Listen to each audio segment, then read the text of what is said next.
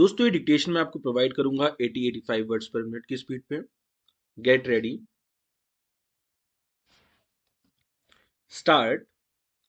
Sir, Srinagar International Airport is the only airport from where no international flight operates. Way back, this airport was officially declared as such, and a signboard was put up, and a flight or two was started as well.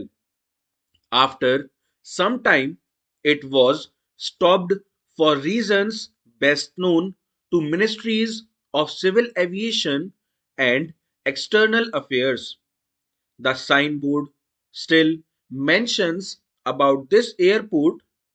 I would urge upon Government of India to allow international flights to operate from the airport so that the state of Jammu and Kashmir can attract foreign tourists directly to visit the beautiful valley and boost the tourism in the state.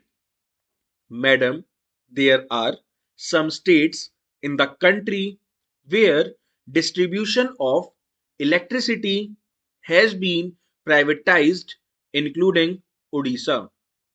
When it has been privatized and it is in the hands of the private utilities, what are the instruments available at the state level so that they can be brought to book when there is any discrepancy in the installation and also replacement of transformers.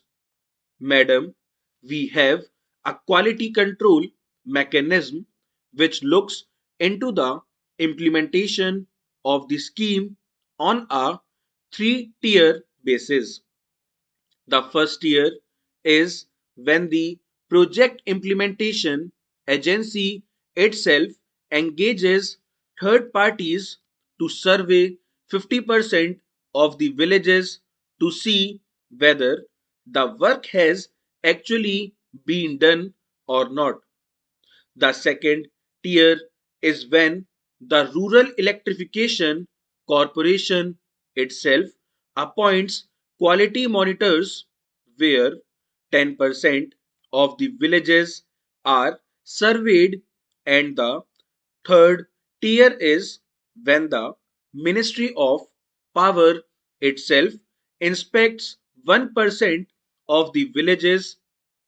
These surveys have been done from time to time. If required, I will give all the information with regard to the surveys to the honorable member. I have also written a letter to all the honorable members, and I have tried to make an effort on my part because this scheme cannot see success or the light of the day unless we all work together. For this purpose, I would need your assistance as well because you are on the ground and you are able to see whether things are happening correctly or not. Therefore, on my behalf, I tried to send you a monitoring matrix by which the progress can be assessed. I would like to draw the attention of the government towards the struggle of coconut farmers due to steep fall in the price of coconut. Steady fall in the price of coconut in recent months has put the farmers in a critical situation. The high of fertilizer and labor charges aggravated the situation, and farmers are unable to meet the production cost at the current price of coconut. The import of palm oil with zero import duty is the main reason for fall of coconut price, and it should be controlled. I request you to consider allowing subsidy for raw coconut to overcome the critical situation. It is necessary to provide more support and assistance to farmers for producing value added items of coconut. I also request the government to consider the distribution of coconut oil through public distribution system in the country with subsidy.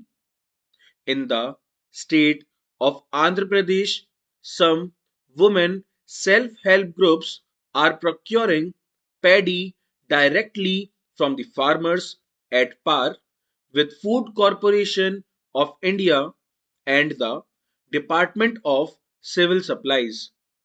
In order to strengthen their procurement system, the center should provide technical and advisory support.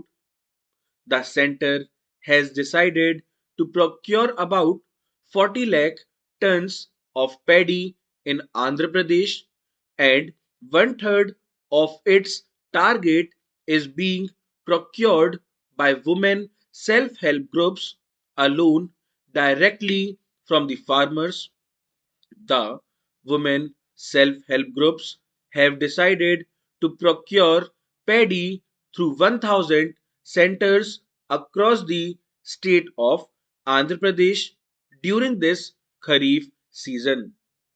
The Food Corporation of India and the state civil supply departments have enormous logistic and machinery support, storage capacity, and other resources, but without having any kind of support, the women self-help groups have procured about 7 lakh metric tons of paddy during 2010-11 Kharif season.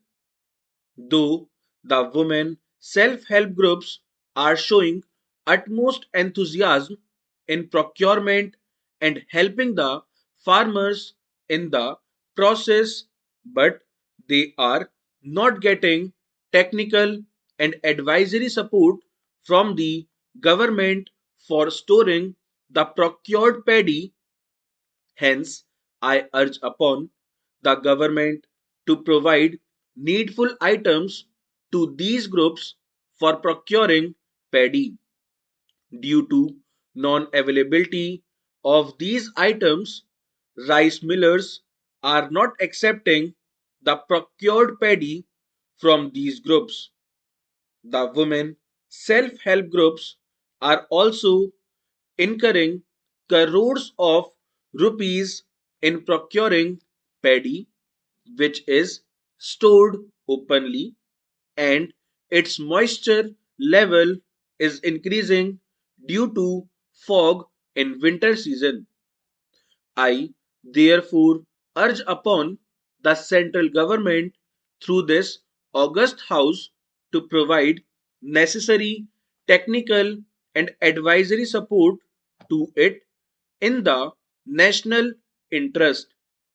If the government can render some amount of help to these self-help groups, it will surely go a long way in their development.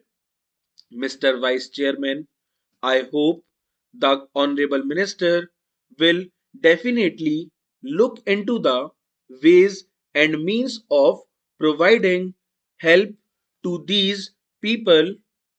Otherwise, a situation may arise when they will not be in a position to provide any kind of assistance to the poor farmers. Full stop.